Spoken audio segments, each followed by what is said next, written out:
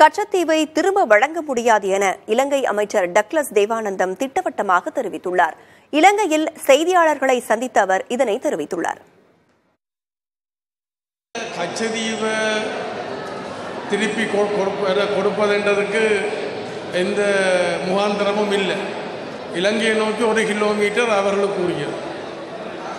அவர்கள் அது மட்டும் பெறலாம். ஆனால் அவர்கள் எங்களுடைய நிலப்பரப்புக்கு கிட்ட வந்து தொழில் செய்கிறது எந்த வகையிலே மேற்கூறியதல்ல. அடுத்தது அவர்கள் செய்கின்ற தொழில் எங்களுடைய நாட்டில் தடை செய்யப்பட்ட ஒரு தொழில். வளங்களை சுரண்டுகின்ற, வளங்களை அழிக்கின்ற, அல்லது எங்களுடைய கடற்தொழிலாளர்களுடைய கடல் தொழில் உபகரணங்களை சேதமாக்குகின்ற, எங்களோட மக்களுடைய வாழ்வாதாரங்களை அழிக்கின்ற, இல்லாமல் பண்ணுகின்ற ஒரு தொழில்.